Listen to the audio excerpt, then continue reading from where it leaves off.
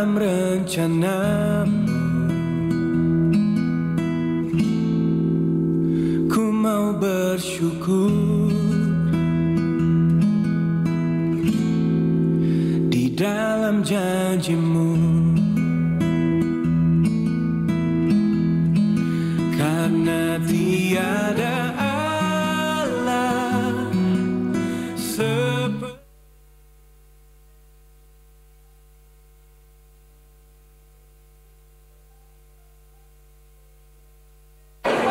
Selamat pagi semuanya. Saya mau ngajak kita pagi ini menjelang siang. Mari kita mengambil tempat duduk kita masing-masing. Dan kita mengambil satu sikap hormat. Karena sebentar lagi kita akan bernyanyi, memuji Tuhan. Dan kita bisa mempersiapkan hati kita supaya kita bisa mendengar sebagian daripada firman Tuhan. Dan biarlah firman Tuhan pagi ini akan mengubah hati kita hari demi hari semakin mirip dengan Kristus. Ada satu ayat yang saya mau berbagi dari Mazmur 105 di ayat yang pertama dikatakan demikian. Bersyukurlah kepada Tuhan, serukanlah namanya, perkenalkanlah perbuatannya di antara bangsa-bangsa, bernyanyilah baginya, bermazmurlah baginya, percakapkanlah segala perbuatannya yang ajaib, bermegahlah di dalam nama yang kudus, biarlah bersukacita orang-orang yang mencari Tuhan, carilah Tuhan dan kekuatannya, carilah wajahnya selalu. Ingatlah perbuatan-perbuatan ajaib yang dilakukannya, mujizat-mujizatnya, dan penghukuman-penghukuman yang diucapkannya. Hai anak cucu Abraham, hambanya, hai anak-anak Yakub, orang-orang pilihannya. Ini satu mazmur yang sangat luar biasa. Mazmur 105 ini adalah mazmur untuk mengingatkan kita tidak ada alasan untuk kita tidak bisa bersyukur kepada Tuhan. Dan saya lihat Daud ini ada satu ayat yang luar biasa. Daud mendorong dirinya untuk selalu bisa bersyukur kepada Tuhan. Daud juga mengajak semua orang, umat Tuhan juga, untuk bersyukur kepada Tuhan sebagai sikap hormat dan kita menyembah Tuhan. Kata-kata bersyukurlah kepada Tuhan, bernyanyilah baginya, bermazmurlah baginya, bermegahlah di dalam nama yang kudus. Ini adalah sebuah kewajiban atau tanggung jawab kita sebagai umat Tuhan untuk mengucapkan syukur senantiasa kepada Tuhan. Kata-kata perkenankanlah perbuatannya di antara bangsa-bangsa, percakapanlah segala perbuatannya yang ajaib. Daud mendorong kita, siapapun yang mendengarkan mazmur ini harus bisa melakukan hal yang sama. Dan saya percaya sekali lagi sebagai umat Tuhan, ini juga sebuah kewajiban kita untuk memperkenalkan, membicarakan semua perbuatan Tuhan kepada orang-orang di sekitar kita. Kata-kata mencari Tuhan, carilah Tuhan dengan dalam kekuatannya, carilah wajahnya yang selalu. Ini juga menggambarkan mencari Tuhan harus senantiasa menjadi berkat bagi hidup kita masing-masing. Karena itu pagi ini saya mau mengajak kita sama-sama, mari kita datang kepada Tuhan dengan 3 hal ini: bersyukur, memperkenalkan, dan mencari Tuhan. Kiranya nama Tuhan dimuliakan di dalam hidup kita. Mari kita tundukkan kepala dan kita berdoa. Tuhan Bapa di surga, kami sangat bersyukur kalau pagi ini Tuhan, kami diingatkan tentang 3 hal ini. Bersyukur dan memperkenalkan nama Engkau di antara bangsa-bangsa. Dan kami mau mencari Engkau senantiasa. Karena kami harus terus semakin hari. Kami ingin terus bertumbuh, kami tidak mau puas dengan apa yang kami tahu hari ini. Kami nggak mau puas dengan apa yang sudah kami mengalami perubahan demi perubahan hari ini Tuhan. Tapi kami mau pagi ini datang, menyembah Engkau, bernyanyi, mendengar sebagian daripada firman Engkau. Dan firman itu menjadi berkat yang luar biasa bagi hidup kami, bagi keluarga kami, bagi kemanapun kami pergi. Biar nama Engkau senantiasa dimuliakan. Sertai berkati kami semua. Dalam nama Yesus kami berdoa, ucap syukur. Amin. Brothers, sisters, jemaat Tuhan, saya undang untuk bangkit berdiri. Mari kita sapa kanan kirinya. Good to see you today, brother. Good to see you today, sister. Atau kamu cantik banget hari ini, ganteng banget ya, dipuji boleh ya.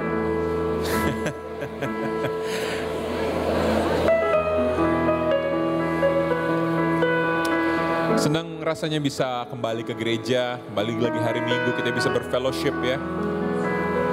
Kita mau saling kenal satu sama lain, kita bisa saling sapa ya, saling tegur ya. Tapi ada satu pribadi, brothers sisters, yang mengenal kita semua lebih dari apapun. Mari kita sama-sama menyiapkan hati kita untuk menghampiri hadirat Tuhan, karena dialah pribadi yang paling mengerti kita semua. Amin. Kita menjadikan lagu ini sebagai doa kita, sebagai deklarasi bahwa tidak ada pribadi yang lebih mengenal kita daripada Tuhan Allah sendirian. Mari kita nyanyikan lagu ini. Seperti rusa yang haus, rindu aliran sungaimu.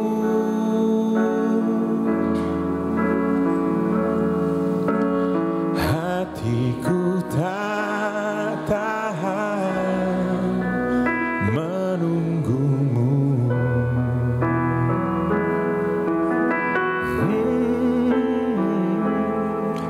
Bagai tanah gersang menanti datangnya hujan.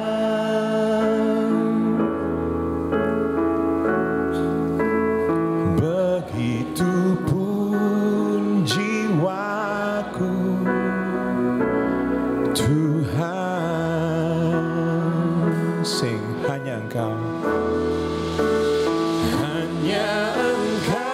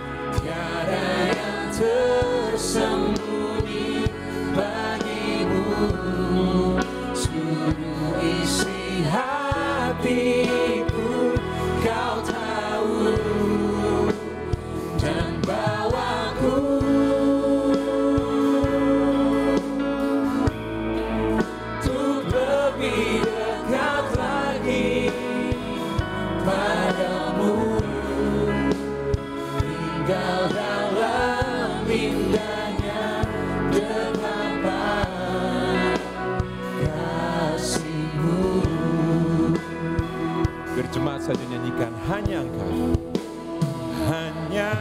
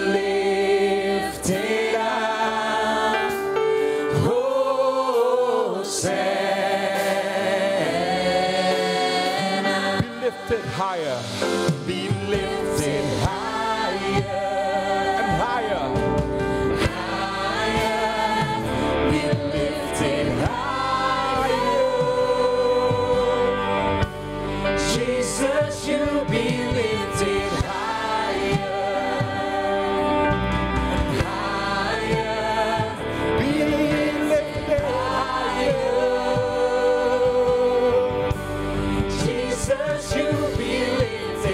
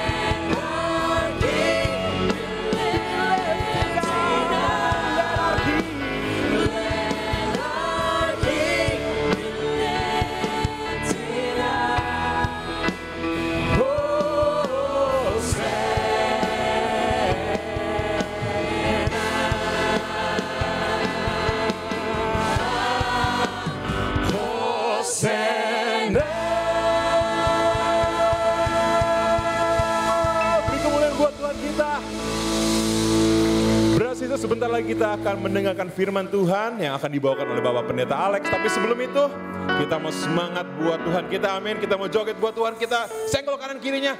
Ayo joget buat Tuhan kita, come on. Let's go.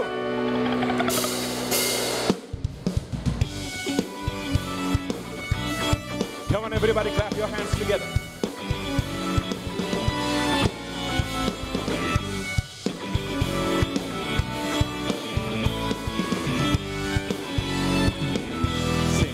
Meskipun musuh di depan, meskipun musuh di depanku, rintangan menghadang langkahku, ku tahu sungguh siapa bersama kita? Engkau bersamaku. Amin. Beribu rebah di kiriku, berlasa di sisi kananku, ku tahu janjimu, Engkau bersamaku. Kami takkan goyah Tuhan, Takkan pernah goyah keyakinanku pada dirimu, Yesus Tuhan. Tiada yang seperti dirimu. Kaulah kuatku, kebanggaanku, gunung batu dan keselamatanku. Kuat tanganmu, perlindunganku, Kaulah Allah sumber kemenanganku.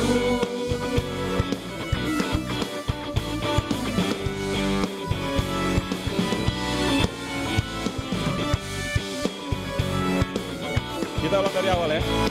Katakan, meskipun musuh di depan,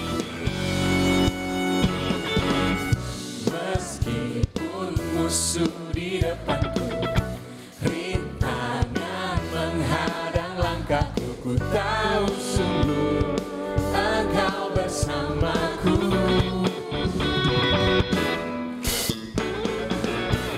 Beribu rebah di kiriku, berlasa di sisi kananku, ku tahu janjimu, Engkau bersamaku.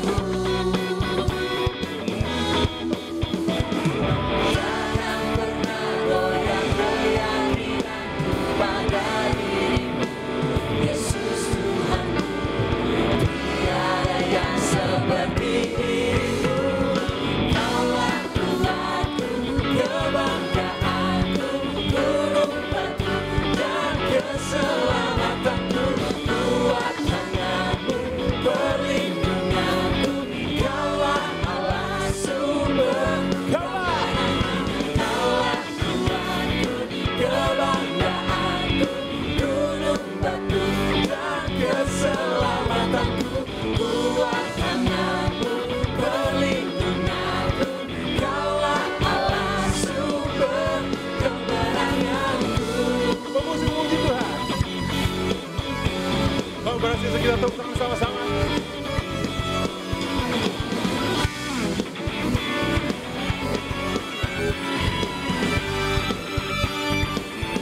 Takkan pernah goyah. Jangan pernah goyah keyakinanku pada dirimu, Yesus Tuhan. Tiada yang seperti dirimu. Kaulah kuatku, kebanggaanku, gunung batu dan keselamatanku. Kuat tanganmu, perlindunganku, Kaulah Allah sumber kemenangan. Kaulah kuatku, kebanggaanku, gunung batu dan keselamatanku. Kuat tanganmu, perlindunganku, Kaulah Allah sumber kemenanganku. Sumber, Sumber kemenanganku. sumber. Sumber kemenangan. Kaulah kuatku. Berhasil tepuk tangan dulu kembali.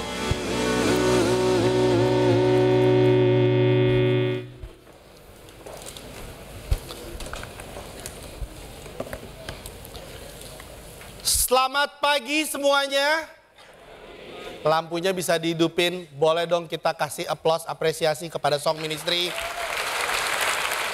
2 kali loh, dari tadi pagi mereka di sini, mereka nyanyi. Dan juga semua petugas-petugas di belakangnya IT yang kerja sama keras dengan dari tadi pagi. Melakukan segala sesuatunya. Sebelum kita memulai, mari kita bersatu di dalam doa. Mari kita berdoa. Bapa di surga, terima kasih atas kebersamaan yang kami bisa punya pada siang hari ini. Kami bersyukur Engkau mengumpulkan kami semua di sini dari beberapa bagian untuk kami bisa beribadah dan bisa bersama-sama bersatu kembali memuji memuliakan Engkau. Dan pada hari kami bisa kembali mengambil waktu kami untuk mendengar firman Engkau. Bantu kami, dituntun oleh Roh Kudus Engkau, agar hati kami, pikiran kami tertuju pada Engkau saja. Buka telinga kami, biarlah firman dibagikan, bisa membantu kami untuk mengerti Engkau lebih dalam lagi. Sehingga kami bisa berubah dalam hidup kami. Sertai hamba-Mu yang akan bagikan firman, tuntun dengan Roh Kudus Engkau. Biarlah hanya yang Engkau kehendaki dan perkataan Engkau saja yang keluar. Kami berdoa satu nama, Yesus Kristus, Putra Engkau, Juru Selamat hidup. Amin. Pertama-tama saya mau kita menyambut ada Ibu Pendeti Jona di sini dengan mamanya. Ini adalah pemimpin jemaat kita. Berdiri dong di Manado. Boleh tepuk tangan yuk, tepuk tangan luar biasa. Dan juga Tante datang, terima kasih Tante datang sini. Venho dan Jona adalah suaminya. Mereka sekarang yang in charge penginjilan di Pulau Sulawesi. Jadi yang dari Sulawesi, baik-baiklah, berdoalah dan sertailah mereka, oke? Jangan cuma inilah aku, kirimlah dia, oke? Oke, senang bisa kembali semua di sini. Saya secara pribadi bersyukur bisa bertemu dengan kita semua di sini. Bagi beberapa ada yang notice bahwa saya tiga minggu terakhir saya nggak ada di ruangan ini. Ya, saya dapat WA dari anak teens. WA yang mengejutkan saya adalah, Om, are you okay? Saya nggak boleh lemah kayaknya, nggak boleh datang ya. Ada lagi yang WA saya bilang, is there something happen to you? Wah, saya bilang ini susah dengan rumah itu ya. Tapi saya bersyukur karena sekali lagi saya mengambil waktu sejenak untuk selama 2,5 minggu. Karena terjadi sesuatu dengan ibu saya, dia harus dioperasi. Saya pertama-tama mau terima kasih dari wanita Allah yang mendoakan ibu saya. Nggak henti-hentinya ya. Di sana, di WA, di encourage. Sehingga operasi ibu saya bisa berjalan dengan baik ya. Sekali lagi thank you banget wanita Allah untuk semua kasihnya. Sukacita untuk bisa ketemu semua di sini. Saya mendapatkan kehormatan untuk memulai. Tidak disadari udah bulan Mei. Tema yang baru ya. Tema kita diambil dari buku Maliaki yang bulan ini temanya adalah Great Among the Nation. Yang diambil dari buku Maliaki 1 ayat yang 11 dikatakan, sebab dari terbitnya sampai terbenamnya matahari, namaku besar di antara bangsa-bangsa. Dan di setiap tempat dibakar dan dipersembahkan korban bagi namaku dan juga korban sajian yang tahir, sebab namaku besar di antara bangsa-bangsa, firman Tuhan semesta alam. Ini adalah tema yang diambil dari buku Maliaki dan diambilnya adalah Great Among the Nation, yaitu adalah besar di antara bangsa-bangsa. Apanya yang besar? Yaitu adalah nama Tuhan. Amin. Nah, ini ada sedikit outline. Sebenarnya kita pernah di 5 tahun yang lalu berbicara sebagai satu jemaat, temanya diambil daripada buku Maliaki. Ya, ini menarik karena saya diberikan kesempatan untuk memulainya. Dan terus terang ketika kami ngumpul, ini ada satu yang menarik. Andre tadi pagi ya. Andre tadi pagi kita kumpul bareng sama Charles. Jadi di breakdown ya. Kalau kita lihat breakdown di sini, sebenarnya buku Maliaki ini sangat singkat ya. Hanya 4 pasal. Oke. Nah, yang menarik adalah kalau kita lihat baik-baik, secara tidak langsungnya itu dibagi 2 bagian. Ya, di mana di bagian pertama adalah membicarakan tentang denunciation of Israel, maksudnya adalah kecaman atas dosa-dosa Israel, yaitu dari pasal 1 sampai dengan pasal 2 ayat yang ke-16 ya, bilang tentang bagaimana diingatkan balik kasih Tuhan, ditegur imamnya, ditegur jemaatnya. Lalu bagian 2 adalah deklarasi tentang penghakiman dan berkat kepada bangsa Israel. Jadi bicara tentang datangnya pembawa pesan, bukan ojol ya, tapi pembawa pesan ya. Lalu bicara tentang tantangan mereka untuk bertobat. Lalu di sana bicara tentang kritik yang bangsa Israel berikan kepada Tuhan, bayangkan ya. Lalu dibilang terakhir adalah konsolidasi daripada orang-orang yang bersetia dan bertahan lama. Saya diberikan tugas untuk membicarakan bagian yang pertama. Ya. Minggu depan adalah hari yang spesial. Mau tahu apa itu? Minggu depan adalah perayaan hari jadi Jemaat GKI Jakarta yang ke-34. Tepuk tangan dong. Jadi akan ada ibadah khusus ya, dan pendeta Harlem akan khotbah. Dia udah pasti ngambil dari buku Malaki ya. Jelas ya. Tapi pendeta pendeta muda Andre dan pendeta Charles akan mengambil bagian 2 yang terakhir ya, untuk di dalam menutup ya ini. Waktu pendeta Charles ngomong sama saya, dia enaknya dengan nyantainya ngomong, "Bro, 2 bagian pertama tugas bro cuma 1. Tegur-tegur aja." Karena isinya tentang teguran. Saya bilang, "Bro, reputasi saya sudah jelek. Saya sudah tua. Saya mau dong ganti sedikit jadi orang baik. Tapi saya nggak tahu apa maksudnya, tapi ya sudahlah." Ya. Tapi kita akan melihat apa yang Tuhan coba katakan ya.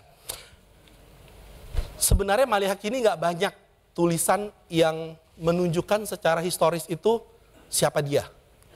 Ya, dan juga nggak terlalu banyak backup sejarah yang menunjukkan seperti apa sih. Yang diketahui tentang Malaki adalah backgroundnya adalah arti namanya, yaitu adalah my messenger, yaitu adalah pembawa pesan. Dia dikatakan bahwa menjadi bagian daripada minor prophet ya, nabi-nabi kecil ya. Dia yang ke-12 atau yang terakhir. Diperkirakan eranya dia adalah waktu eranya Esra dan Nehemia, tidak terlalu jauh waktunya.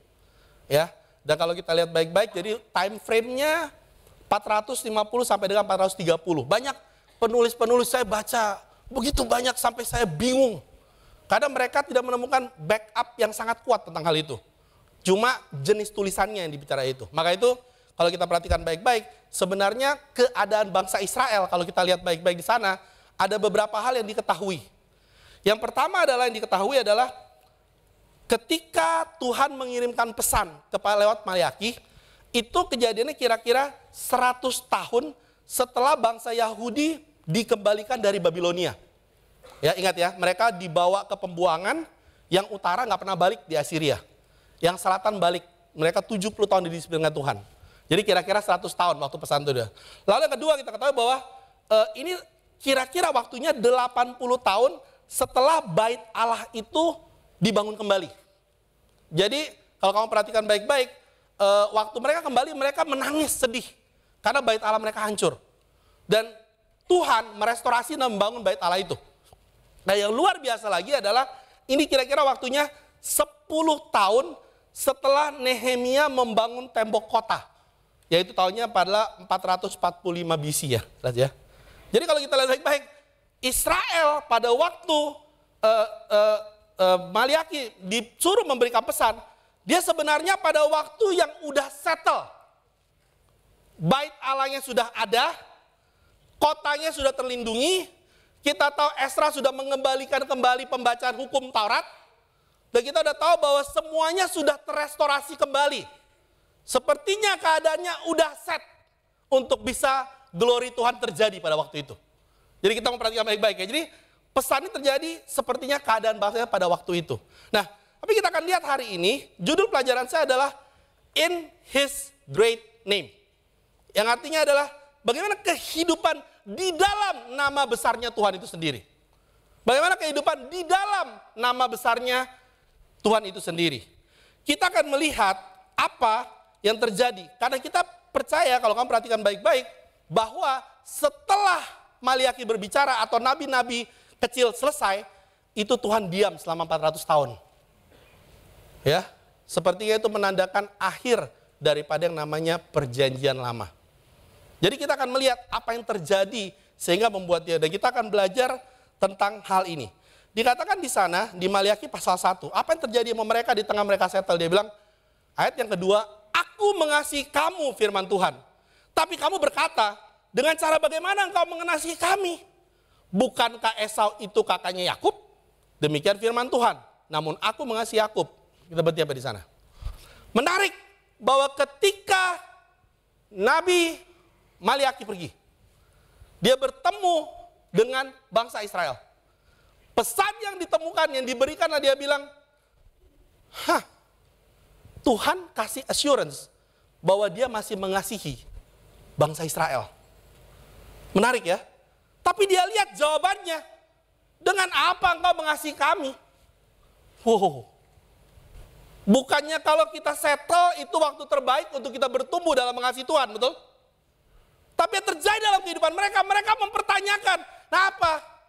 Bahkan Tuhan kasih assurance bahwa saya memilih keturunan Yakub, bukan keturunan Esau.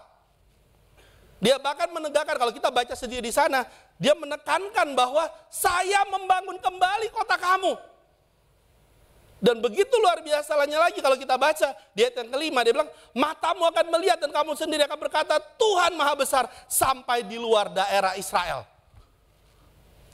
Jadi keadaan mereka adalah keadaan sebagai bangsa yang dikasih assurance setelah segala sesuatunya settle. Tapi kalau kita lihat, itu bukan membuat mereka bertumbuh di dalam kasih mereka kepada Tuhan. Dan yang menariknya, mereka sudah melihat kerja itu.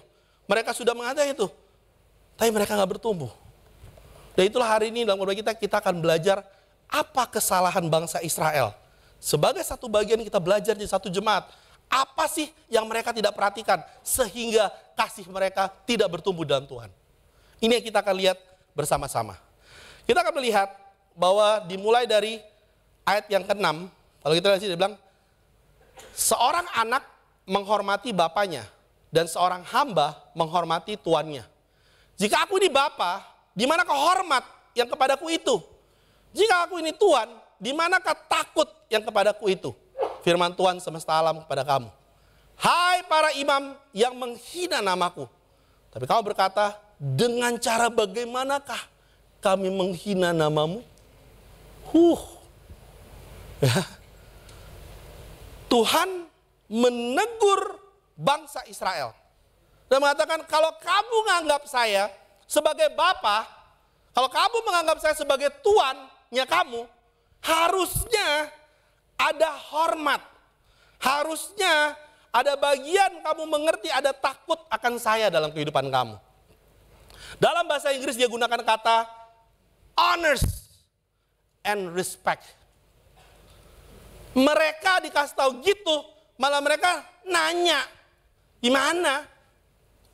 Ini yang menarik. Karena Tuhan menegur yang paling utama adalah para imam yang Tuhan pilih untuk memastikan bahwa bangsa Israel merespek Tuhan dan mengasihi Tuhan. Nah, kalau kita baca ini, ada berapa kita berpikir, bro, saya kan bukan imam. Nah, ini khotbah untuk full time. Saya kan hanya jemaat biasa. Mulailah kita dengan kerendahan hati yang salah. Siapakah aku ini Tuhan?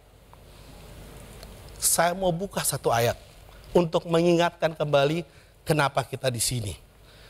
Petrus mengatakan, tetapi kamulah bangsa yang terpilih, imamat yang rajani, bangsa yang kudus, umat kepunyaan Allah sendiri, supaya kamu memberitakan perbuatan-perbuatan besar dari Dia yang telah memanggil kamu keluar dari kegelapan kepada terangnya yang ajaib.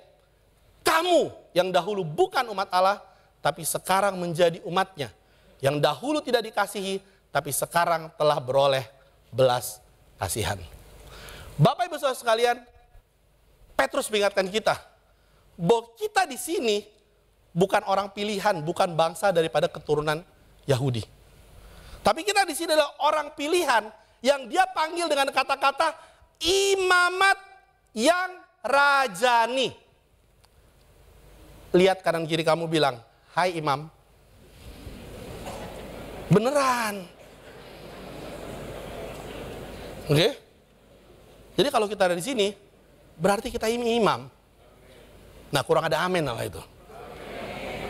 Kalau kita di sini, berarti kita ini di pandangan Tuhan siapa? Imam. Ada amin? Nah, ini masih kontradiksi. Ajaran baru ya bro, enggak di Alkitab, baca. Yang ngomong Petrus, bukan saya. Jadi berhenti mengatakan bahwa ini bukan tanggung jawab saya, bro. Enggak. Inilah bagiannya kenapa kita di sini hari ini. Kalau kita tidak memahami ini yang membuat kita tidak bertumbuh dalam kasih kita sama Tuhan. Tuhan memilih kita sebagai imam. Jadi kita semua di sini imam. Bedanya mungkin beberapa di sini ada yang mendedikasikan hidupnya sebagai full time. Ada yang mau melakukan lebih. Tapi kita semua di sini siapa? Nah, kurang banyak waktu ngomong imam. Kita di sini siapa? Ada amin imam? Wah, lebih baik daripada yang pertama. Yang pertama adalah hati-hati jawab aminnya. Dia lihat kanan kiri dia dulu. Kalau yang kanannya bilang amin, dia amin. Ya, oke. Kenapa saya mengatakan ini? Karena apa sih yang membuat mereka kehilangan perspektif itu? Mereka menghina Tuhan dan tidak respect pada Tuhan karena mereka kehilangan poin pertama ini. Pandangan mereka tentang yang namanya sacred sacrifice. Ya. Seorang imam dipilih Tuhan, ada perjanjian. Dia memastikan setiap persembahan yang diberikan kepada Tuhan harus sesuai dengan yang memang Tuhan sudah berikan standarnya. Dan itu diberikan kenapa? Supaya memastikan bahwa persembahan ini semua orang mengetahui bahwa ini adalah satu persembahan yang sacred, kudus, mulia, besar nilainya. Maka itu mereka nggak main-main. Tapi kalau kita perhatikan baik-baik, mereka kehilangan pandangan itu. Kita lihat apa yang terjadi di ayat 7. Lihat pandangan mereka mulai berubah bilang gini, meja Tuhan boleh dihinakan. Itu pandangan mereka ya. Lalu ayat 12 dia bilang apa? Meja Tuhan emang udah cemar. Dan makanan yang di situ boleh dihinakan, boleh semaunya. Dari perubahan pandangan itu apa yang terjadi kita lihat. Mereka membiarkan pemberian persembahan. Roti cemar dibawa ke mezbah. Menyembahkan binatang buta, timpang dan sakit. Bayangkan. Yang menyedihkan adalah mereka rampas-rampasan binatang satu sama lain untuk dikasih jadi persembahan.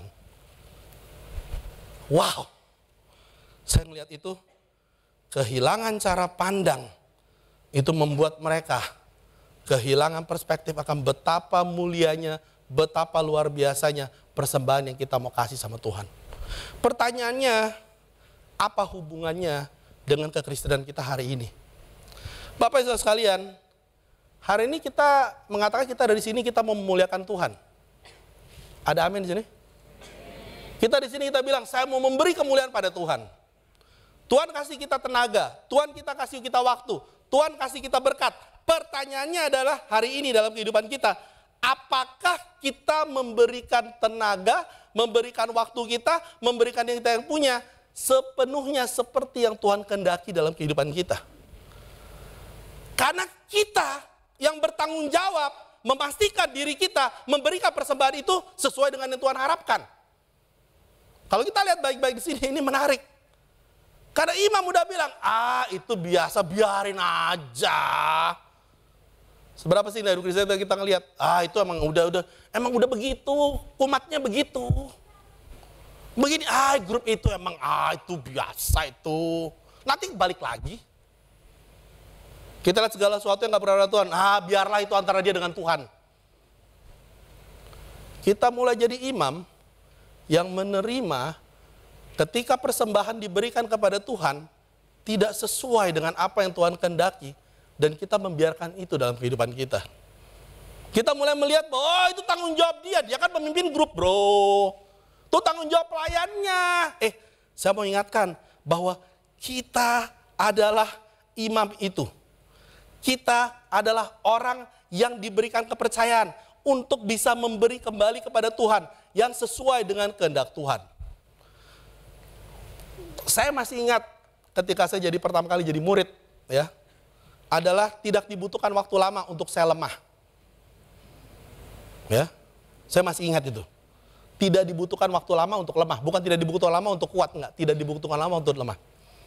Ya, hanya butuh waktu periode 4 bulan. 4 bulan jadi murid dibaptis, ternyata baru sadar banyak perkara.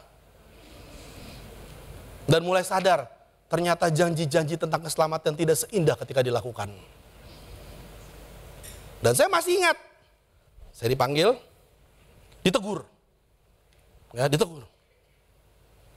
Kalau kamu nggak lihat ini berharga, nggak usah dihidupin. Mendingan kamu tinggalkan. Wah, saya bilang, berani-beraninya dia ngomong begitu. Tapi itu benar. Saya mengambil keputusan untuk Tuhan, karena itu berharga, betul? Dan kalau saya kehilangan tanah berharga itu, berarti saya sudah mencemarkan apa yang saya ambil keputusan itu. Saya masih ingat, ini menarik loh. Dia bilang, kamu orangnya egois. Wah, bener banget. Semua orang yang kenal saya akan bilang, saya egois. Sampai hari ini termasuk istri dan anak saya. Dan menarik kan dia bilang gini, kamu mau belajar? Belajar jadi hamba. Saya bilang, maksudnya apa? Belajar melayani. Ya, belajar melayani. Saya bilang, gimana caranya? Dia bilang, kamu melayani di Asher. Oke? Jadi saya baru 4 bulan jadi murid, lemahnya kira-kira 5 bulan, di challenge untuk jadi Asher langsung. Dengan tujuan untuk menghilangkan keegoisan saya.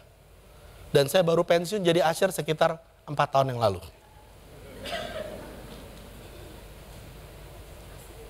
Enggak, udah pensiun Bu. Jangan dibalikin lagi Bu, tolong Bu. Tapi saya mengatakan satu hal. Pada waktu saya ngelihat orang melayani, pertama kali, saya ngelihat, ini gila banget ya orang ini. Kenapa saya bilang gila? Waktu itu gereja, mulainya jam 9. Dan saya masih ingat, yuk ketemu jam berapa? Jam 8 pagi. Saya bilang, hebat banget. Datangnya 1 jam sebelum gereja datang. Saya biasanya datangnya 5 menit, itu pun kalau sudah awal. Selebihnya hanya Tuhan dan saya yang tahu. Saya lihat, gila udah datang, nyiapin tempat duduk orang. Harus senyum pagi-pagi. Bukan hanya senyum, orang udah pulang, karena waktu itu tidak ada cleaning service seperti sekarang. Ya, sekarang kamu enak, kamu tinggalin sampah, kamu bilang, pungutin dong tolong cleaning service. Dia harus tinggal memastikan, mungutin sampah, baru dia pulang. Untuk saya itu luar biasa banget, precious banget. Untuk ada orang mau lakukan itu tanpa dibayar. Dan itu adalah murid Yesus. Buat saya pribadi, wow. Saya bilang, saya kepingin belajar itu. Karena itu bagus buat saya untuk membunuh saya punya keegoisan. Saya masih ingat, ketika jadi pelayan juga sama. Saya ngeliat, nggak ada yang mengatakan bahwa saya layak jadi pelayan. Itu adalah kesempatan yang terbaik, sangat precious yang Tuhan berikan bagi kehidupan saya. Nggak ada yang saya katakan saya bisa lakukan itu. Tapi saya harus katakan bahwa semakin lama jadi murid kadang-kadang bisa kehilangan hati itu. Karena kenapa? Ada masalah, ada hal, ada pergumulan. Akhirnya kita melihat hal itu udah nggak precious lagi, malah jadi beban. Dan itu membuat kita akhirnya apa? Kita nggak mau untuk melakukan yang terbaik. Kita mulai bilang, itu kan tanggung jawab dia, itu tanggung jawab ini. Akhirnya kita nggak melihat apa yang Tuhan katakan.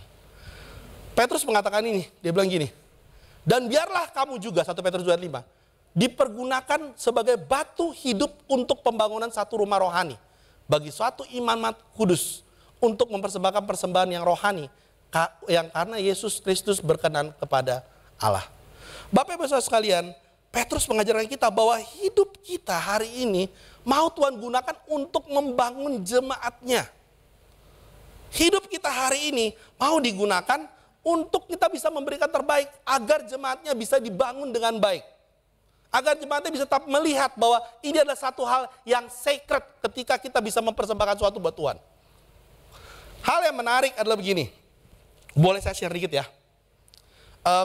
Saya bersyukur sebenarnya bisa melihat bagaimana gereja memastikan kita benar-benar bisa terlibat. Saya masih ingat itu tahun lalu ya, Ence ya. Ada istilah muncul, COD. Ingat? Church Orientation Day, bagi kita yang nggak ada itu ya. Dibukalah seperti basar di bawah. Basar dibuka. untuk memastikan jemaat merasakan belong dan mau menjadi bagian. Saya masih ingat mentor, multimedia. Oh, saya masih ingat sahabat Piwa. Ingat itu? Wah, saya masih ingat berbondong-bondong orang turun, di-encourage setiap hari. Yo, daftar. Saya terlibat langsung dengan mentor. Saya lihat, wah, bersukacita, nama yang daftar 120. Saya masih ingat sahabat Piwa berapa waktu itu? Saya ingat 100 katanya kalau ya. Iya kan? Wah, pertemuan pertama saya masih ingat. Yuk kita ngumpul. Yang muncul 60. Oke? Di-encourage, yuk yang daftar datang ya. Udah. Setelah kita bicara, yuk kita mulai lakukan sesuatu. Pada hari H yang muncul cuma 30. Setelah berlanjut, yang setia hanya sekitar 10. Pertanyaan saya adalah, di mana yang 110? Mungkin kita udah kehilangan perspektif tentang luar biasanya melakukan sesuatu buat kerajaan Tuhan. Kita jadi beban. Banyak banget sih keinginannya di gereja. Ini bukan keinginan gereja. Kalau kita lakukan itu, kita lakukan untuk membangun kerajaan Tuhan. Nama Tuhan yang dimuliakan, bukan nama kita pribadi. Saya nggak tahu seberapa banyak sahabat Piwa masih jadi sahabat dengan Piwa. Masih nggak ada yang datang memastikan. Yang saya tahu sekarang kalau ada kursi roda, Asher tolong bawa kursi roda ya. Di manakah sahabat-sahabat Piwa yang mendaftar itu? Saya mengajak kita semua di sini, kembalikan. Katakan ini, the glory of God is always come at the sacrifice of self. Dia bilang kemuliaan Tuhan selalu datang dari pengorbanan dirinya sendiri.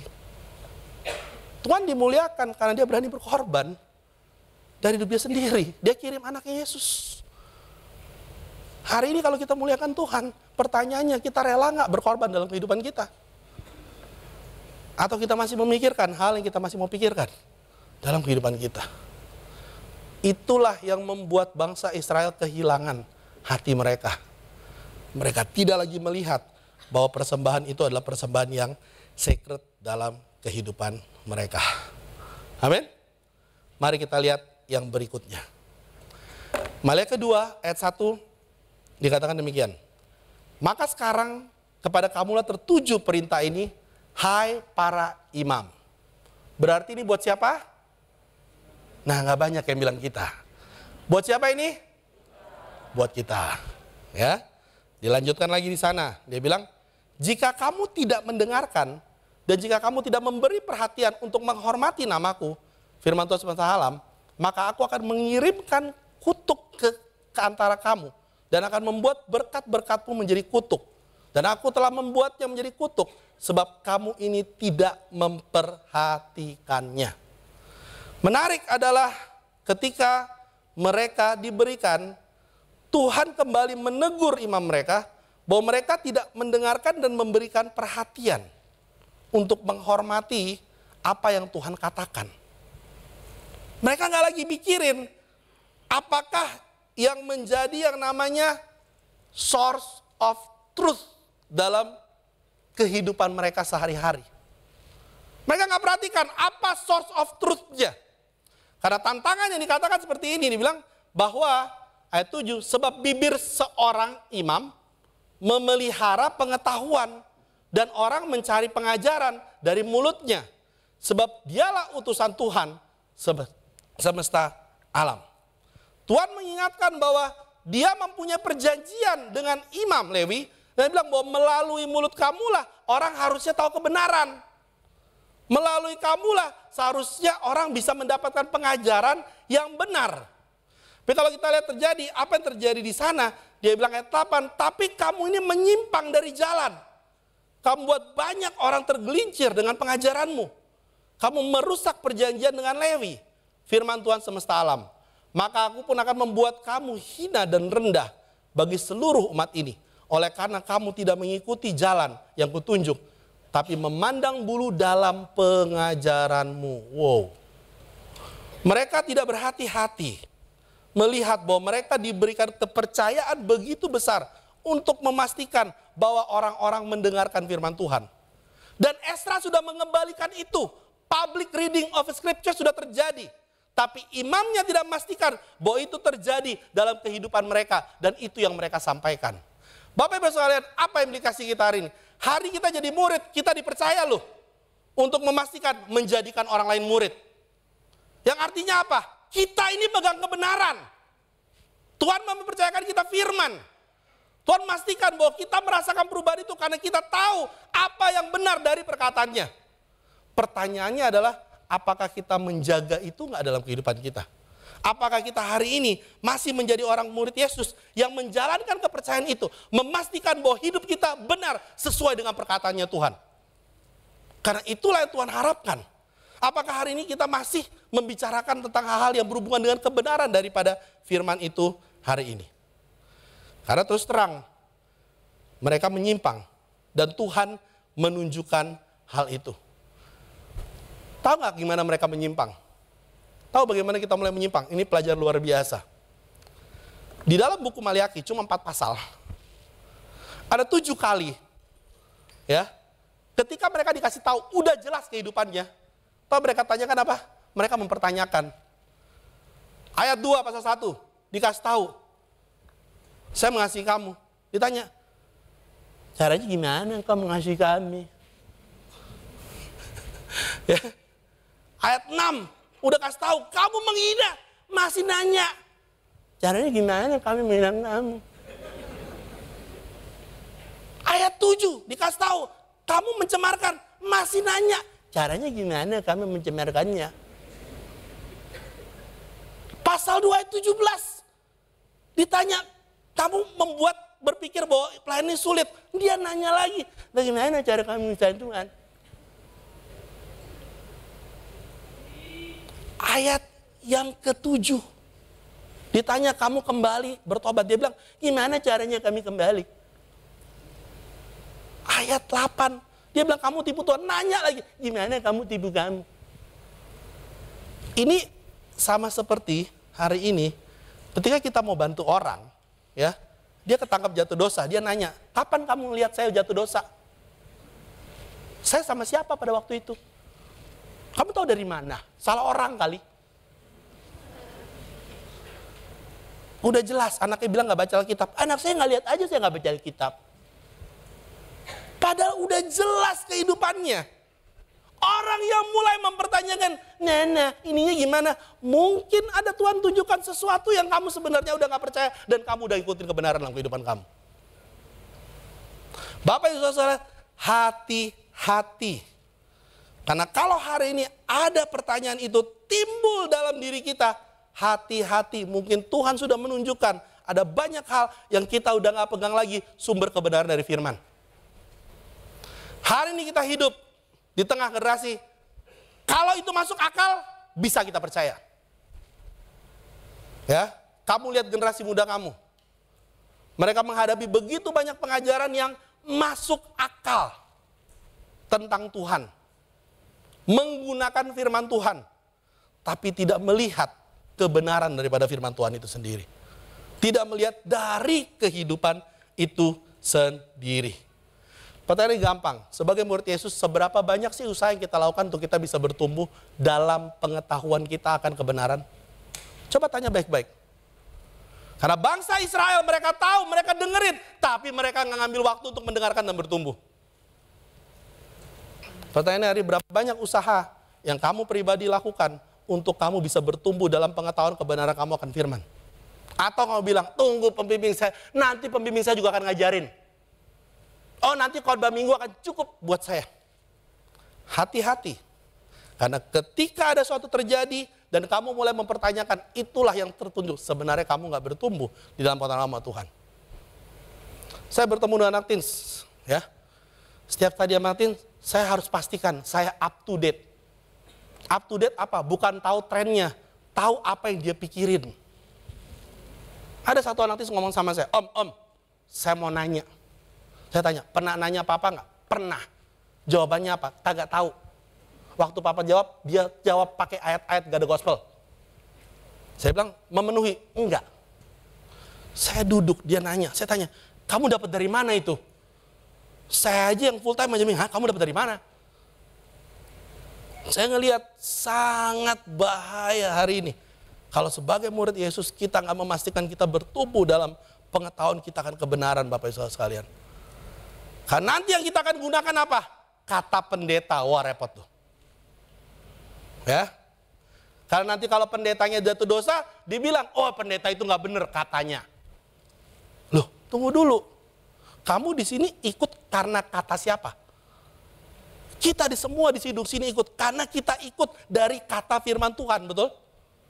Kita pernah merasa kebenaran itu. Pertanyaan ini kita bertumbuh nggak dalam yang kita akan firman Tuhan? Saya semangat, ada grup-grup yang mulai, yuk kita belajar bagaimana menangin jiwa. Kita belajar God the Gospel untuk menangin jiwa. Amin. Tapi setelah itu kita belajar nggak untuk bertumbuh dalam iman kita akan firman Tuhan? Saya bersyukur pendeta Frankie minggu lalu berkhotbah ya tentang Christian progresif. Kita taunya Christian agresif. Karena kita suka sekali agresif memaksa orang ikut Tuhan.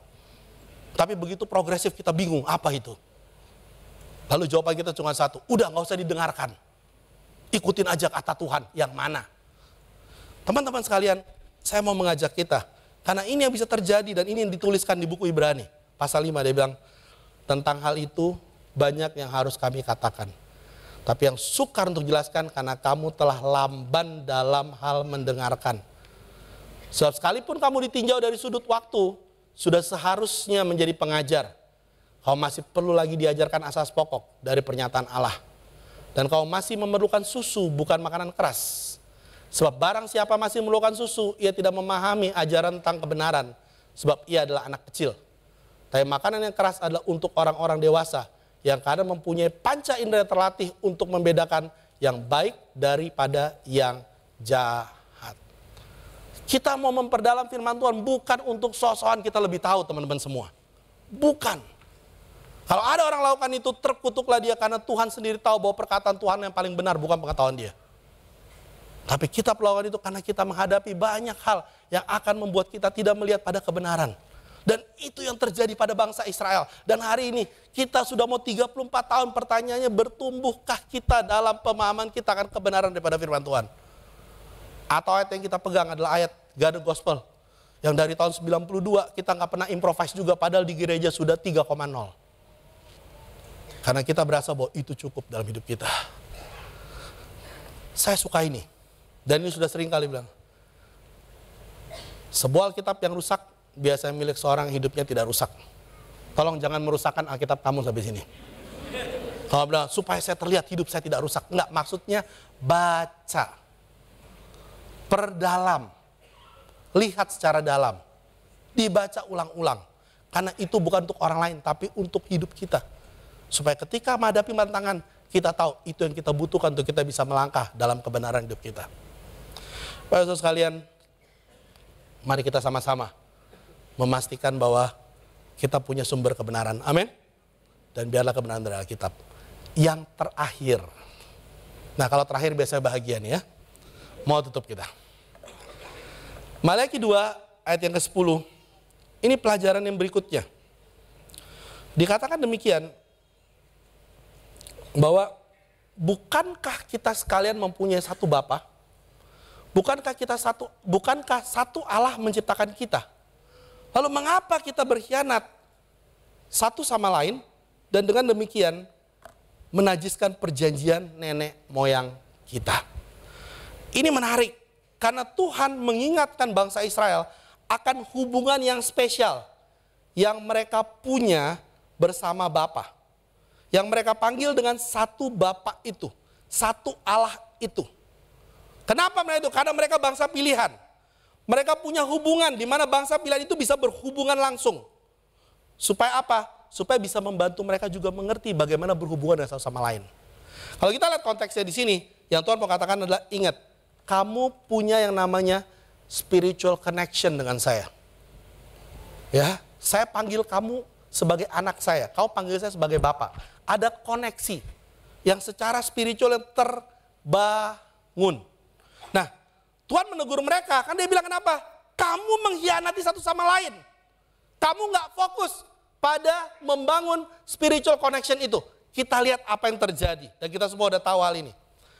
Di dalam ayat yang ke-11 dengan 14, ditekankan bahwa mereka mulai melakukan namanya unfaithful act. Apa itu? Seperti yang sudah dikatakan di buku Ulangan, kamu masuk jangan nikahin. Bayangin, mereka settle, mereka malah nikahin. Jadi mereka balik lagi, mereka memutuskan untuk menikahi anak-anak dari bangsa sekeliling mereka. Dan bukan itu aja, di ayat yang ke-14 dikatakan mereka menceraikan istri mereka yang Tuhan berikan dari bangsa Israel. Bayangkan, mereka udah punya istri, mereka ceraikan. Itu keluarga, itu pasangan yang Tuhan pilih untuk kehidupan mereka. Itu dikatakan adalah unfaithful act. Kenapa mereka melakukan hal itu? Sekali lagi dikatakan bahwa mereka tidak melihat bahwa pentingnya membangun yang namanya spiritual connection di dalam keluarga yang Tuhan taruh. Bro, kamu tahu dari mana? Kita lihat. Di buku Ulangan 7, kalau kita perhatikan baik-baik, waktu dia sebelum cross, dia bilang bahwa sebab engkaulah Allah umat yang kudus bagi Tuhan. Allahmu, engkaulah yang dipilih oleh Tuhan, Allahmu dari segala bangsa di atas muka bumi. Untuk menjadi umat, kata-kata apa? Kesayangan, ngerti maksudnya? It's a connection. Ada spiritual sense, ada kedekatan. Itu dia bilang, kamu ini saya pilih untuk bisa punya connection secara spiritual. Lalu pasal kedua ayat 15 ditekankan lagi. Bukankah Allah yang Esa menjadikan mereka daging dan roh? Dan apakah ini daging kesatuan itu? Keturunan ilahi, dia bilang. Jadi jagalah dirimu dan janganlah engkau tidak setia terhadap istri dari masa mudamu. Apa yang katakan? Kamu jaga, saya membentuk kamu sebagai bangsa ini. Menikahi kamu karena saya mau mempunyai keturunan ilahi. I want to keep that spiritual connection in the family. Hati-hati, jangan sampai kamu kehilangan perspektif itu. Bahkan kalau kita ketahui di Efesus pasal 2 ayat 19-20 kita menggunakan untuk mengajarkan tentang jemaat ya. Dikatakan bahwa demikian kamu bukan lagi orang asing, melainkan kawan sewarga dari keluarga dari orang-orang kudus dan dari anggota-anggota keluarga Allah yang dibangun di atas dasar para rasul dan para nabi dengan Kristus sebagai batu penjurunya. Jadi lihat, dari zaman itu sampai dengan Tuhan dikatakan membentuk yang namanya jemaat mula-mula. Dikatakan apa? Tuhan mau keep keturunan ilahi itu di dalam keluarga rohani itu. Apa yang dia melakukan? Dia mau melakukan keep that spiritual connection. Bangun ke spiritual connection itu. Memastikan bahwa dari keluarga kamu, dari pernikahan kamu, dari parenting kamu, dari small group itu dibangun yang namanya spiritual connection. Saya bersyukur, terus terang. Saya nggak tahu kamu, tapi dalam gereja ini, saya melihat betapa seriusnya pemimpin jemaat mau memastikan kita diajar dari namanya pernikahan kita. Ya, dari yang namanya I Choose Us, kelas pernikahan, ya, dipastikan. Kita juga dilatih gimana memimpin grup kita menjadi satu keluarga. Juga diberikan training. Sekarang tahun ini Charles ambil keputusan. Yuk kita fokus pada 2 grup yang orang pun sudah lupa. Apa itu namanya? PYIP dan apa lagi? YMYP. Yang beberapa di antara kamu tuh, itu organisasi apa ya bro? Mirip-mirip yang di Indonesia Timur. OPM, beda. Tapi yang saya lihat, kenapa lakukan itu? Karena kita kepingin memastikan, kita semua paham bagaimana membangun spiritual connection di dalam grup kita. Bagaimana membangun connection di dalam pernikahan kita. Gimana membangun spiritual connection di dalam kita punya keluarga. Problemnya adalah kelas diadakan, siapa yang datang. Saya sedih kadang-kadang ngelihat. Kadang-kadang hitung-hitungan. Saya tanya, mungkin baik di antara kita berpikir pernikahan kita oke-oke aja. Maka itu saya nggak perlu datang. Karena kita berpikir kita connect tuh nggak ada masalah dalam keluarga kita. Nggak sampai lempar-lemparan piring kayak tetangga sebelah. Tapi pertanyaannya, kamu betul-betul nggak bangun spiritual connection? Betulkah di dalam diri kamu membangun itu? Dalam pernikahan kamu, betul nggak kamu bangun spiritual connection? Atau kamu masihkan istri kamu, oke, kamu maunya apa? Saya buat kamu happy, jadi kamu nggak ngadu kepada pembimbing ya. Pastikan ya, oke? Jadi kalau ditanya gimana? Oke ya. Mau apa lagi? Kita lupa bahwa Tuhan menghendaki bangunnya spiritual connection itu. Sama kelas parenting. It's important for us to understand, kita lagi bangun spiritual connection di dalam kehidupan kita. Tuhan melihat kita sebagai orang pilihan. Tuhan melihat kita sebagai bangsa yang dia mau bisa punya mengerti bahwa apa artinya membangun spiritual connection. Problemnya pertanyaan kita nih, kita ngerti nggak apa artinya spiritual connection itu dalam kehidupan kita? Pertanyaan kedua, kita punya nggak spiritual connection itu dalam grup kecil kita? Kita punya nggak spiritual connection itu dalam keluarga kita, dalam pernikahan kita? Kalau memang kita masalah, datang. Kita ini kawan sewarga. Datang ke dalam pertemuannya, belajar. Kalaupun kamu gak ada masalah, belajar supaya kau bisa bantu keluarga yang lain. Kenapa? Karena itulah yang Tuhan kehendaki supaya terjadinya spiritual connection tersebut. Amin. Setiap daripada kita di sini, suami istri, anak, kakak beradik, pemimpin grup, kamu yang bukan pemimpin grup, berbaptis, kita bertanggung jawab untuk membangun spiritual connection di dalam keluarga Tuhan. Sekali lagi saya katakan, kita bertanggung jawab. Dan saya mengatakan, kalau kamu cuma mengandalkan, oh yang penting grup kita happy bro. Berapa banyak hari ini grup happy, setelah setahun, break out. Jadi outbreak. Karena terjadi sesuatu. Dan mulai disadari bahwa grup itu tidak punya spiritual connection.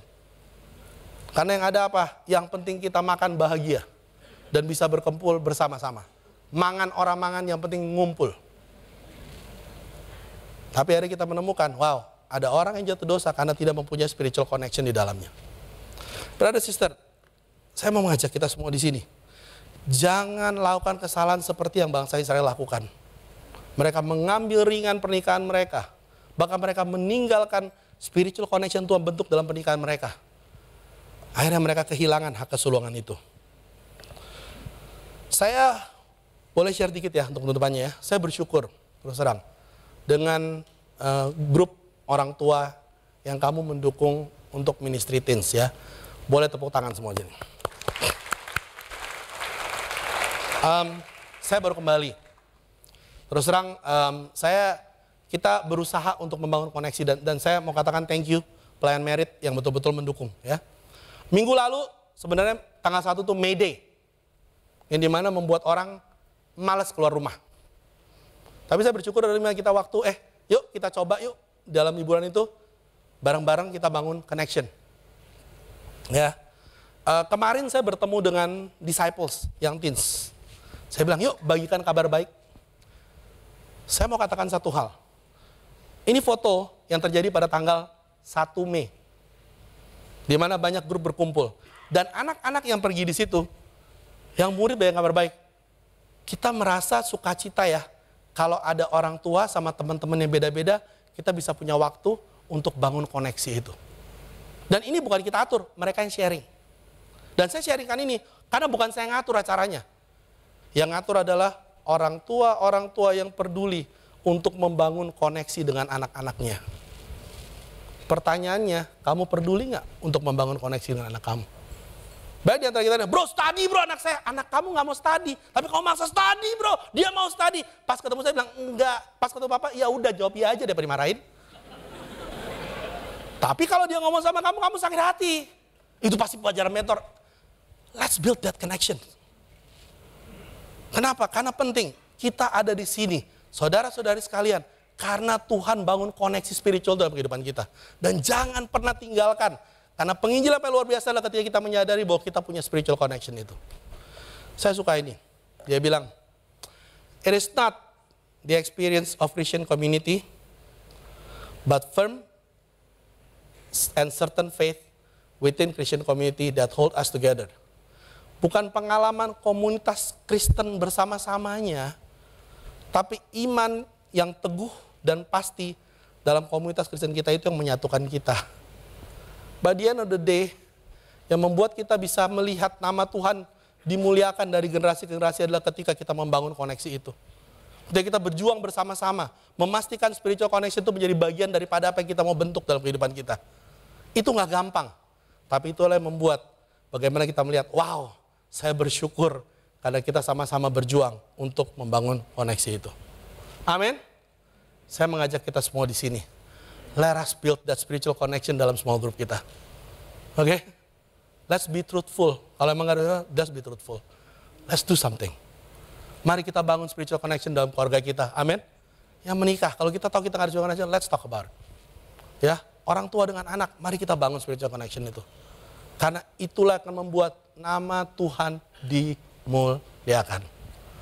Saya berharap hari ini kita belajar dan kita melihat dan kita bisa memperhatikan di dalam kehidupan kita dari kesalahan bangsa Israel. Kita melihat bahwa Tuhan mengharapkan untuk kita betul-betul serius melihat persembahan itu yang kita berikan adalah satu hal yang sacred. Ya, jangan pernah main-main. Apa yang kau berikan Tuhan lihat.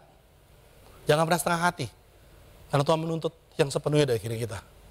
Yang kedua, pastikan kehidupan kita sesuai dengan source of truth, yaitu firman Tuhan.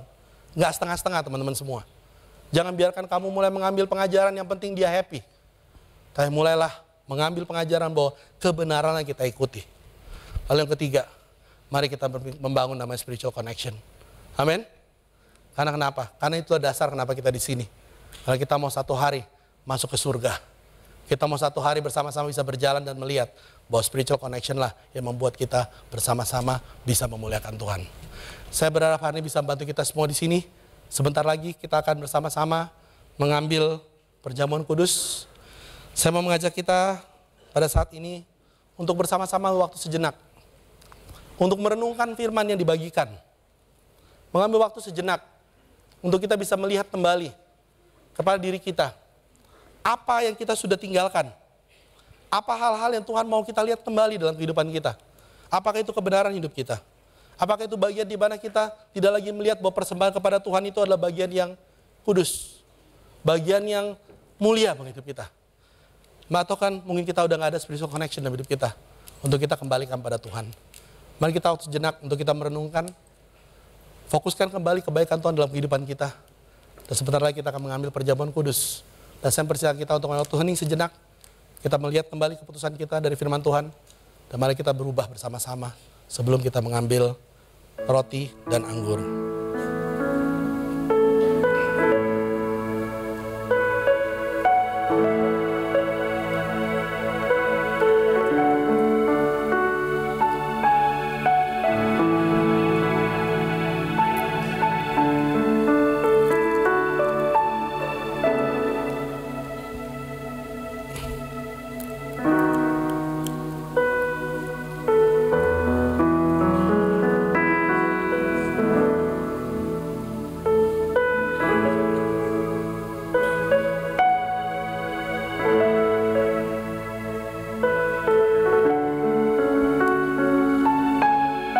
Bapak Ibu sekalian, Paulus menuliskan kepada jemaat di Korintus,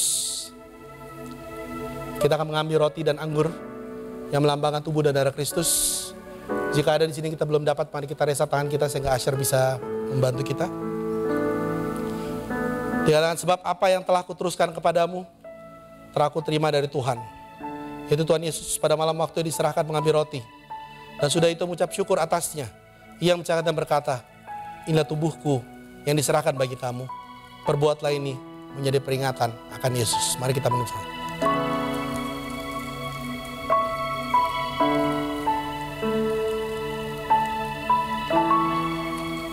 Demikian juga yang mengambil cawan sudah makan lalu berkata, cawan ini ada perjanjian baru yang dibenterkan oleh darahku.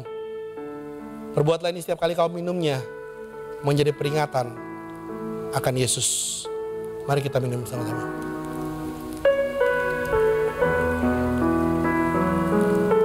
Lalu Paulus mengatakan sebab setiap kali kamu makan roti ini dan minum cawan ini, kamu memberitakan kematian Tuhan sampai Ia datang. Mari kita berdoa. Bapa di surga, terima kasih atas kasih Engkau dalam kehidupan kami. Terima kasih karena Engkau senantiasa menuntun kami, membantu kami, mengajarkan kami untuk melihat betapa Engkau ada di sisi kami. Pada hari kami belajar dari firman Engkau. Kami melihat bagaimana sebuah bangsa yang Engkau kasih. Engkau memanggil sebuah bangsa kesayangan Engkau. Meninggalkan Engkau, berlaku tidak setia. Dan kami tahu Bapak dalam kehidupan kami, sering kali kami tidak ingat Engkau. Kami membiarkan firman Engkau tidak menjadi patokan dalam kehidupan kami. Kami tidak melihat persembahan yang kami berikan pada Engkau ada persembahan terbaik Bapak. Tapi kami malah melihat bahwa itu ada hal yang biasa-biasa dalam hidup kami. Sertai kami. Kami tahu bahwa Engkau punya kasih karunia untuk kami bertobat, Bapak. Biarlah kami menjadi orang-orang yang bisa berubah. Karena kami mengerti kasih Engkau. Dan kami mengerti bagaimana Engkau mau kami bisa memuliakan Engkau dari generasi ke generasi. Terima kasih untuk waktu ini. Saya bersyukur. Berdoa satu nama, Yesus Kristus Putra Engkau dan Juru Selamat kami yang hidup. Amin. Tuhan berkati kita semua di sini. Terima kasih untuk Bapak Pendeta Alex buat firman yang memberkati kita semua. Brothers sisters, tiba saatnya kita memberikan yang terbaik buat Tuhan kita. Kita mau sama-sama memberikan persembahan. Bisa di-scan seperti biasa melalui QRIS di depan. Atau jika Anda mau memberikan secara cash, bisa dari tiang di sebelah kanan saya dan sebelah kiri saya ada kotak. Bisa dimasukkan ke dalam amplop ya untuk cashnya. Dan sembari kita memberikan persembahan, kita menyanyikan satu buah lagu untuk mengiringi kita sama-sama.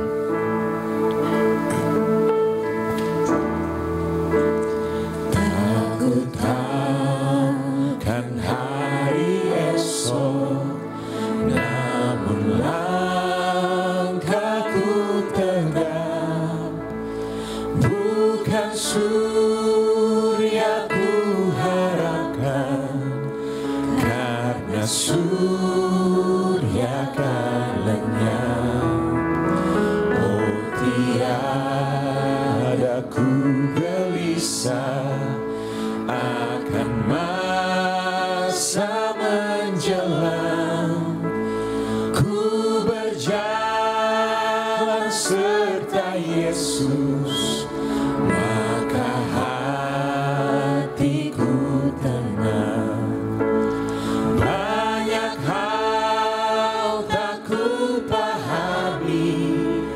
Dalam masa menjelang, tapi terang bagiku ini tangan Tuhan yang pegang. Kita ulang lagu dari awal. Tak ku tahu kan hari esok. Ku tahu kan hari esok, namun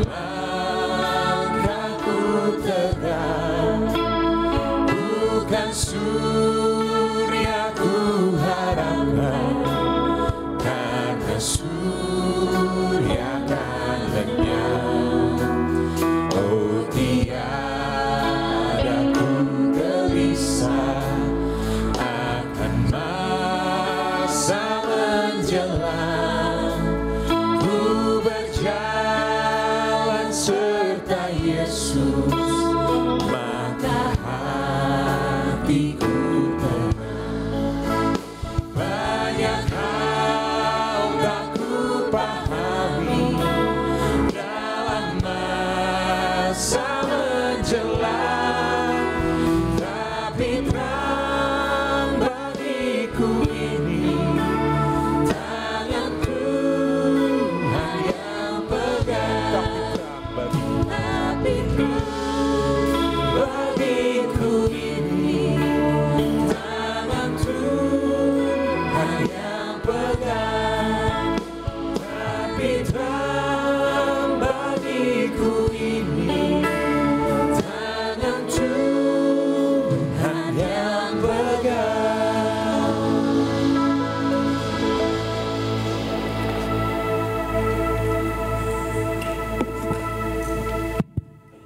Brother Sister, terima kasih sudah memberikan yang terbaik untuk Tuhan.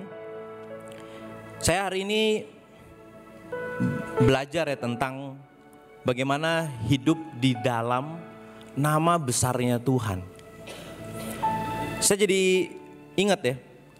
Jadi terkadang saya tuh punya kecenderungan kalau misalnya hidup di dalam sebuah nama yang besar, justru hidupnya malah seenaknya. Ada masa-masa di mana saya paling gak takut yang namanya ditilang atau kena masalah di jalan. Karena saya tahu bahwa kalau orang lihat STNK saya udah pasti dipulangin lagi.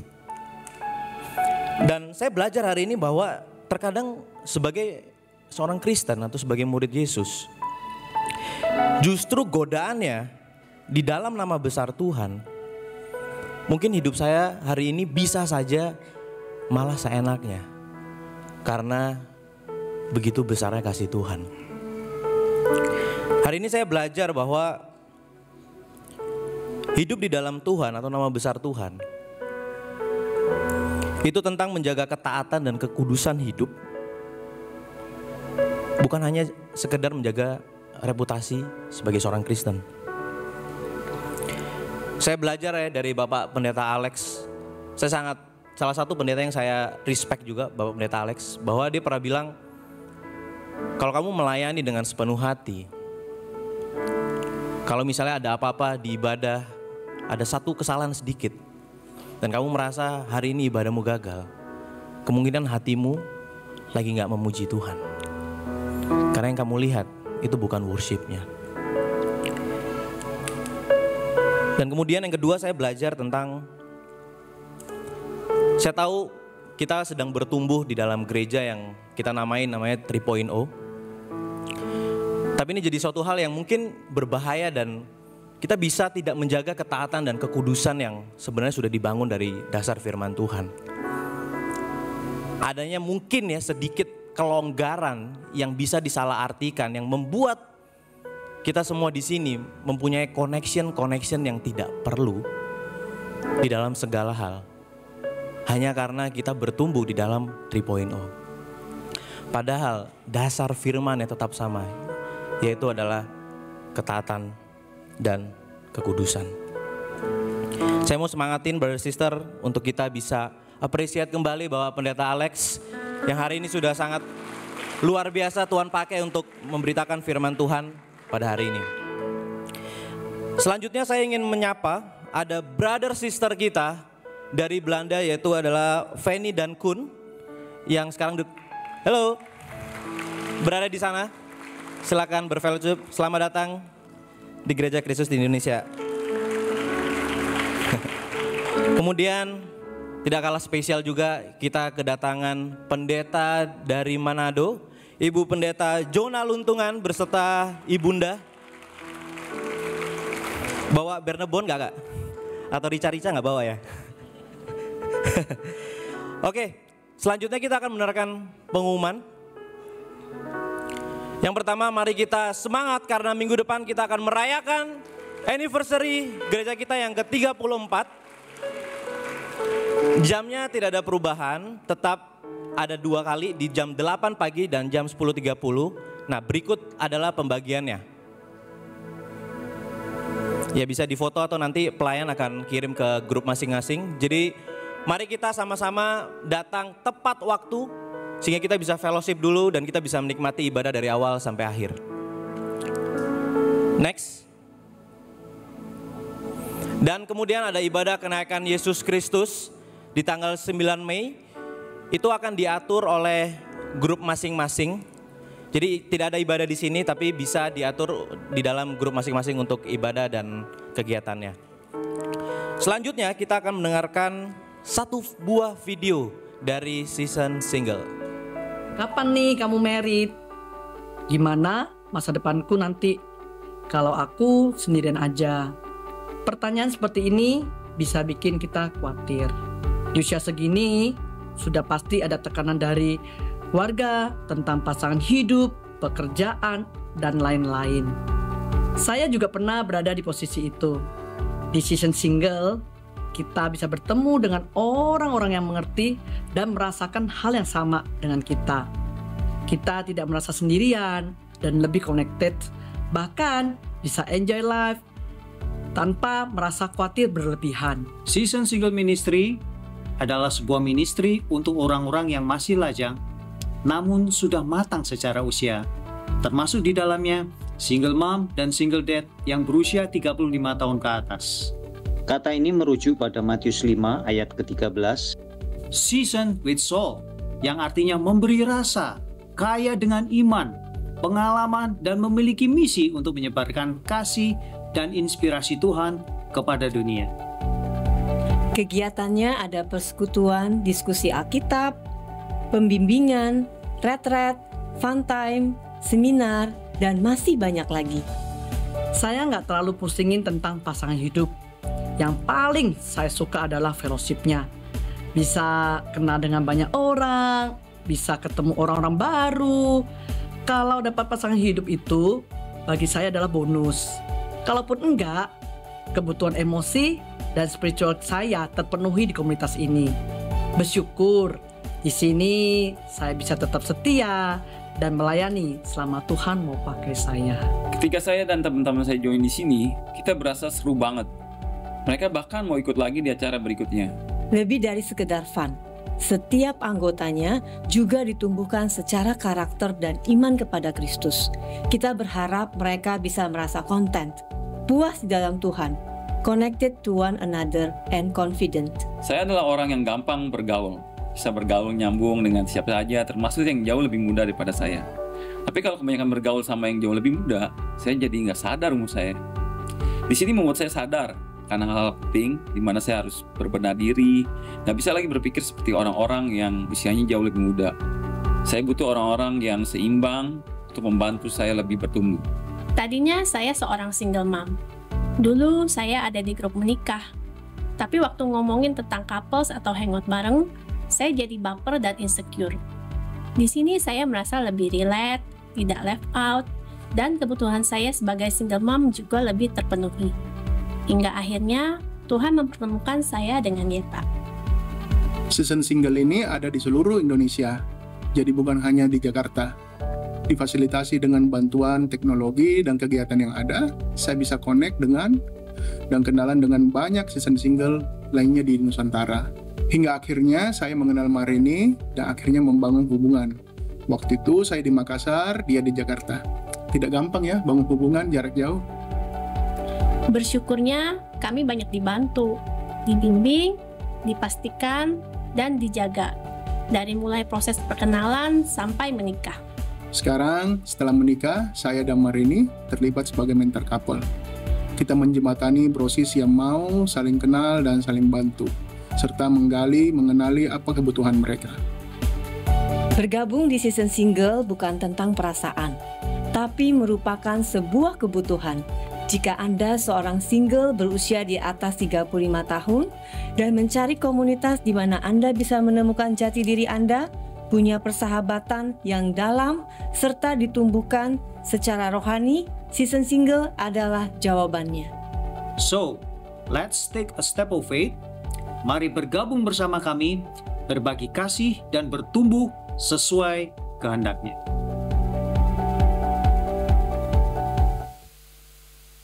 Amin. Mari kita tutup ibadah kita dengan berdoa. Mari kita bersatu dalam doa. Tuhan Yesus yang baik, terima kasih karena hari ini kami diingatkan kembali Tuhan tentang bagaimana kudusnya Engkau dan bagaimana seharusnya kami sebagai umat yang Engkau berikan kekudusan ketika Engkau menyelamatkan kami semua di sini. Tolong bantu supaya kami punya kehidupan yang taat dan kudus sehingga kami bisa mempersembahkan apa yang berkenan di mata Engkau. Bantu supaya rumah Tuhan ini menjadi rumah kita bersama yang punya landasan firman Tuhan. Dan bagaimana kami di sini semua Tuhan punya koneksi. Itu hanya bukan karena pertemanan, tapi yang namanya spiritual connection. Bantu supaya kami bisa saling membangun satu sama lain, sehingga hanya nama Engkau saja yang dipermuliakan. Hanya di dalam nama Tuhan Yesus Kristus kami sudah berdoa dan ucap syukur. Haleluya. Amin. Berarti saya undang untuk kembali bangkit berdiri. Sebelum kita mengakhiri ibadah, kita mau sapa dulu kanan kirinya. Mari sama-sama semangat buat Tuhan. Amin. Kita akan tutup dengan satu buah lagu yang sangat legendaris ya. Yang liriknya keren banget ya, judulnya Medan Perang ya. Ini lagu dari JKPN ya, ini ada di Song of the Kingdom ya. Dan liriknya tuh keren banget. Kita mau sama-sama berjuang buat Tuhan, yang berani mati buat Tuhan, berani menginjil buat Tuhan. Sampai apa? Sampai kita bawa pulang jiwa-jiwa. Amin. Kita mau semangat seperti itu buat Tuhan, amin. Mari kita nyanyikan lagu ini dengan semangat, come on.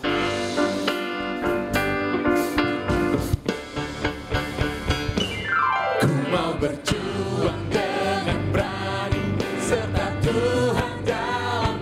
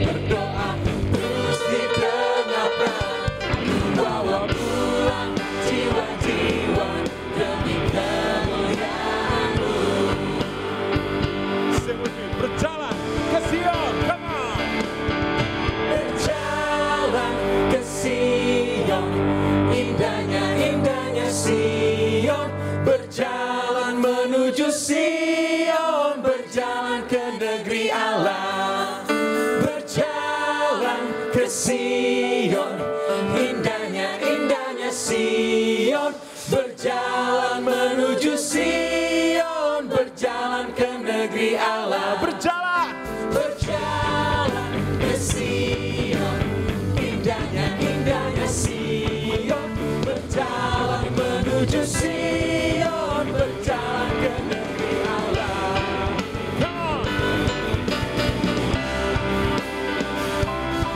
Kita mau sama-sama semangat buat Tuhan kita, amin. Kita mau sama-sama berjalan buat Tuhan, ke atas, ke bawah, kemanapun Tuhan utus kita. Kita mau terus semangat buat Tuhan, amin. Let's sing this song. We're marching to Zion. We're marching to Zion, beautiful, beautiful Zion. We're marching upward to Zion, the beautiful city of God. We're marching to Zion, beautiful, beautiful Zion. We're marching upward to Zion, the beautiful city of God. We're marching to Zion, beautiful, beautiful Zion. We're marching upward to Zion, the beautiful city of God. We're marching to Zion, beautiful, beautiful Zion. We're marching upward to Zion, the beautiful city of God. We're marching upward to Zion, the beautiful city of God. We're marching upward to Zion.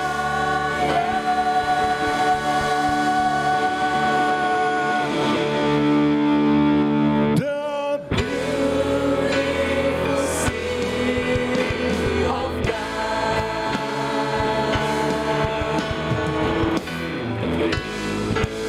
Gimana sudah selesai, brothers and sisters? God bless you all. Selamat